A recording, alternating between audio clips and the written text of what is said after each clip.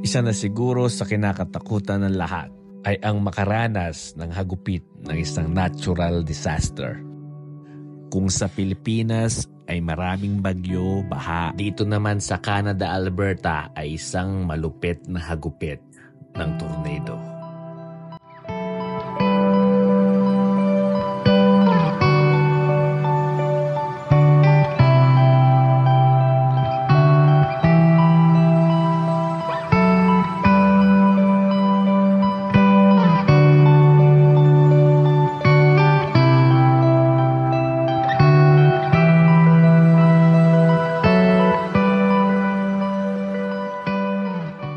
So ayan, magandang hapon dito sa amin.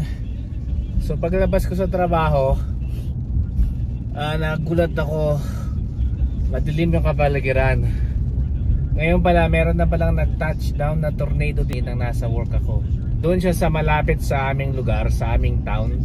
So yung hangin papunta dito sa amin, so parang nagbabadya na lumipat dito, mapahid dito yung tornado. Tingnan natin kung magtutuloy-tuloy siya. Pero ayan, umuulan na, lumalakas na yung ulan.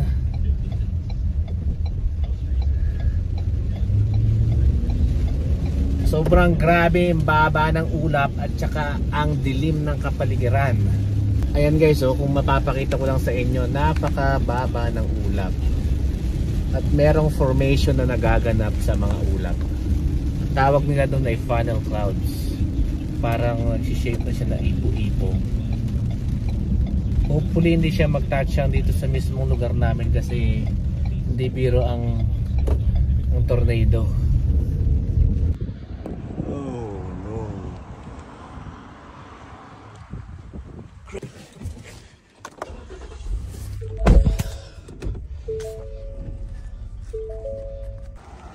Oh, it's raining.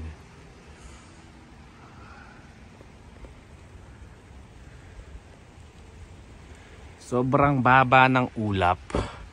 Kaya may posibilidad uli na mabuo uli yung tornado.